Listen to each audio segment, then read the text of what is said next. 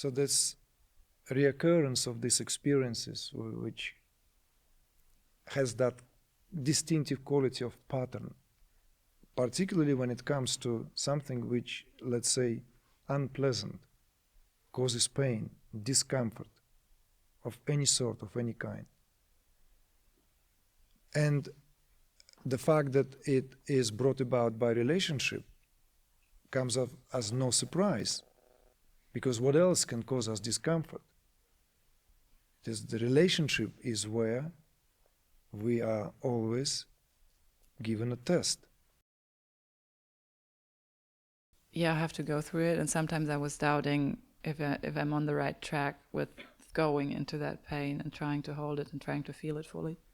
So maybe you can say something about that. Could you maybe clarify for me, for perhaps for others, to like, because you're speaking in a little more general terms, like going to that pain.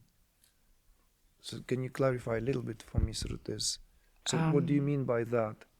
Like going to some pain consciously, or like I just want to have yes, it was a little bit more. It was starting in relationships that when it got deep, that there was a lot of pain coming up, and it kind of sometimes felt like I'm shot in the heart. And but I had the feeling that I'm like, it's not once, but I'm kind of getting out. And when I'm out, I kind of recreate the situation again a couple of times, going through it many times, like going through that deep pain in the heart. So Recreating this in relationships. Yes. In other words, certain experiences reoccurring whenever you enter a new relationship. Yes, but also when I try to get out of one because I feel it's too much or the wrong thing. Yeah.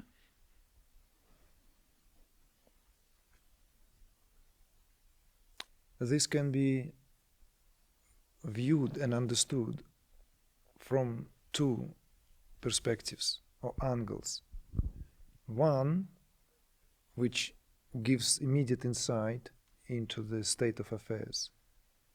Experiences repeat themselves until something is processed, right?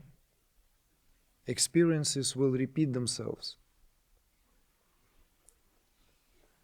I have this joke, but I will leave it to the end, so as not to lose your attention, not everyone else, because it's kind of like a really, really fitting, but it's a joke. So this reoccurrence of these experiences, which has that distinctive quality of pattern, particularly when it comes to something which, let's say, unpleasant, causes pain, discomfort of any sort, of any kind. And the fact that it is brought about by relationship comes as no surprise, because what else can cause us discomfort? The relationship is where we are always given a test. Always. In a relationship. Alone, we can go alone, we can do a lot of things alone. But in a relationship, immediately there is a situation provided where what causes that pain, begins to get exposed. Why? Because there is already an area which somehow has been perhaps exposed to some kind of pain where, let's say, it laid either sediment or a scar or some kind of memory which is, soon as that touches this, it then rises at the experiential level as pain. It can be experienced somatically as burning, like literally burning, as like when, as if the heart is burning or the chest is burning, or feeling this sense of as a black hole there, or feeling the emptiness. There are a variety of different these experiences can be felt. But all that is because there is something that in the first place brings that reminder. You see? So the relationship becomes here a ground where that reminder is brought about again and again. Unless there is this learning take place, it will continue. Learning here is not learning at the level of what do I do? How do I go about it? How do I enter relationship? I don't enter relationship? How do I prevent this? How do I prevent feeling that pain? How do I enter relationship? You see? Already the wrong approach. You cannot. None of us can enter relationship other than as we are. There's no way to enter relationship. Oh, next relationship I will do this. Okay, let's see how long it's gonna last. Okay? I'm not gonna do these mistakes, you know? I'm not gonna burn the dinner, I'm not gonna do like, I'm not gonna say this, I'm gonna remember his name. It's not gonna work. Because we relate as we are. That's what relationship is. So what this is what I said, it has two angles. So this one angle is this to understand. So it's not about relationship, and it's not even about our capacity to relate. You see? It's about something which laid sediment, something which by virtue of it somehow causing this sense of whatever that is, that discomfort, that pain, that agony. How do you address that? What do you do with that? You see? There are different approaches. The only truly valid approach here is that you simply give yourself fully to every experience and being present. Everything else is a wishful thinking by trying to square the round peg. Everything will be amount for trying to trick the situation somehow. So the true work here comprises in simply increasing the level of your presence, awareness of the present moment. The more aware you are, that's all that makes the difference. Because these are the moments when we caught unaware. When we caught unaware, that's when it suddenly gets the hold of us, you see? That's the connection there. But it goes. All of us go through this, something that we need to live. Someone would say a certain thing, and it's like, why is it like, why is that, how can that relate? You see? So that, because there is this memory mechanism, and this memory mechanism brings about, because there is still associative pain with something unprocessed. So I'm not going to go into the, let's say, anatomy of trauma, but I want to point out simply how that gets healed. It gets healed when it's get metabolized, reabsorbed into the fabric of your consciousness. And it's a natural process. So natural that one day you just notice how that what would otherwise cause you this feeling of sudden burning sensation, sudden pain, sudden isolation, sudden sense of being, well, not worthy of it, not loved, not appreciated. Somehow all this what is not is no longer making its frequency where this is a truly lived reality. It's like an echo. Yeah, it's something is the, oh, yeah, maybe that kind of numbing sensation there still, but it doesn't cause the pain anymore. Okay, well, let's see. This is dissolved. Why? Not because it's somehow gone somewhere, but because by virtue of your awareness, ever-present, shining awareness, simply managed to absorb all that into itself, and the healing took place. So whatever you do, right, in your work, in your spiritual work, even the question that you ask now already points to the honesty of that. So don't despair. Don't think that this is a vicious circle. There's immediate break away from that vicious circle, even as you sit right now. Immediate, because that's how consciousness heals itself. It simply brings the light into the area which was remained to be somehow not lit well, and the healing took place. This is truly miraculous in a sense if we don't understand what's at work. If we want to prefer to think of it as miraculous, why not? But I would not recommend, this is my stand, this is my understanding, I would not recommend this going into that. You see, this kind of going, I'm going to go to the source of my pain. I'm going to get to the core of it, why that is. This psychoanalysis. I want to find out what happened to me as a child, as a kid, as a girl, as this, as that. What caused this pain? I want to leave no stone unturned. I will find out. It doesn't work. In my understanding, this is a wishful thinking and a waste of time. We meet that at another level altogether. You bring that into the light. You see? As you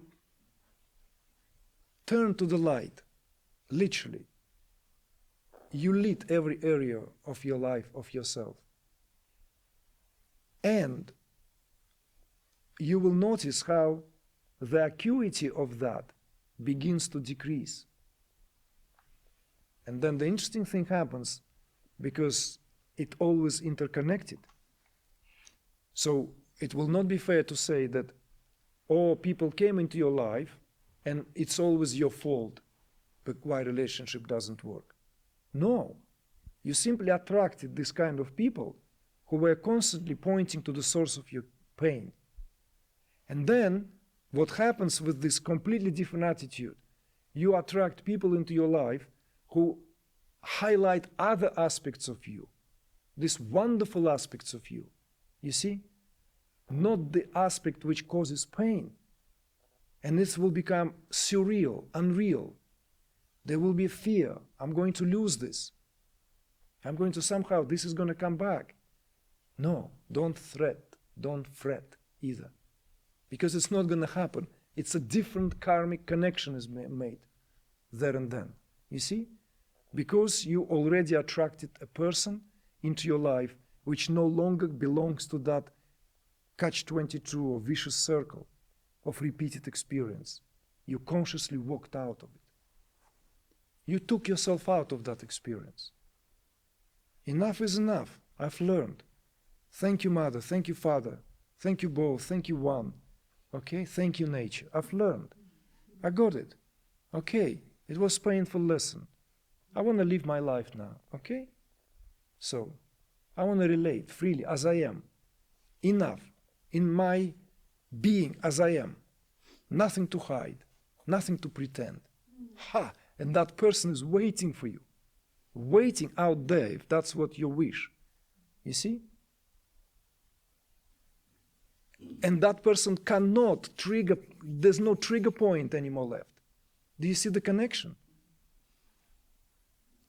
So it's always, therefore, helpful to evaluate this also, that yes, we have to have the sense of self-introspection, healthy sense of self-introspection, for sure. But soon as we catch ourselves that, oh, we begin to victimize ourselves in however subtle way or not so subtle, that I'm the one who cannot form relationship. I'm the one who cannot enter relationship. Each time I enter relationship, it at the expense of this and that. It's not true. Absolutely not true. You see? Who said that you are not innocent? To me, you are innocent. I don't know you from the Adam, as they say, but you are innocent. All I can see is reflection of myself. That same innocence is reflected back to me. The same capacity to relate. What? Don't you think I think you could be grumpy? Because I'm grumpy like hell, I can be moody. It's like, what's new about it? Tell me. See, let's be real, you see, then things become much simpler. Tiptoeing doesn't take us far. So,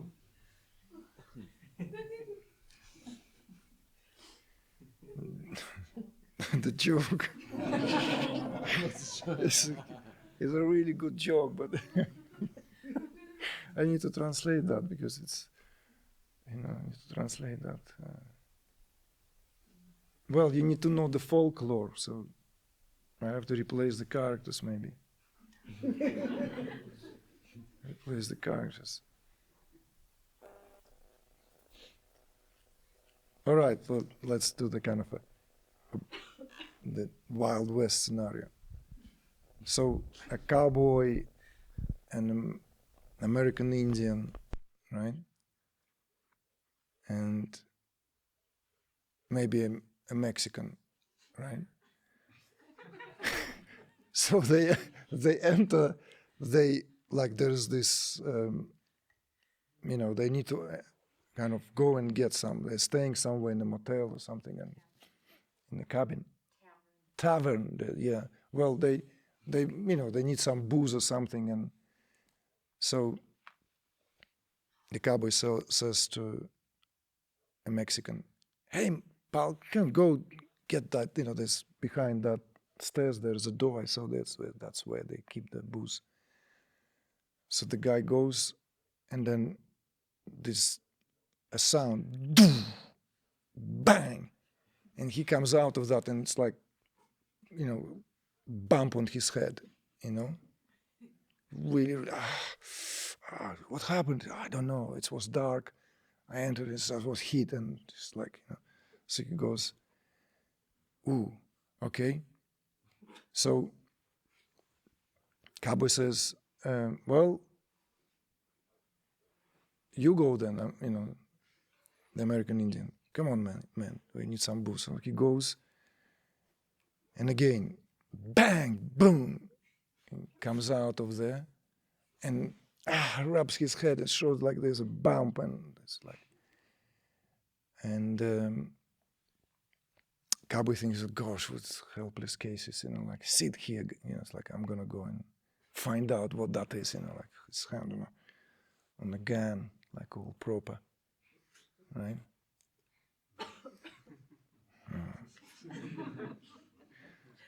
So he goes, the same story, comes out, bump here, rubbing it in. So they sit there really miserable, with the bumps here, no booze. So what are we gonna do? We've got to find out, we've got to do something about that. So Mexican is like angry this, I'm gonna get that son of a gun. So he runs, and again, bang, comes out of he's like all crying, it's like his smashed head, So the cowboy, because this is like really, this is not on, I'm gonna get that, or whoever that is. He takes his gun, he goes there, again, bang, comes out. So American Indian gets up quietly, goes there, comes back and brings a bottle of booze, puts it on the table. Mexican and the cowboy like, man, what happened? Like, you are invincible. You're like, tell us. He says, American Indian doesn't step on a broom twice.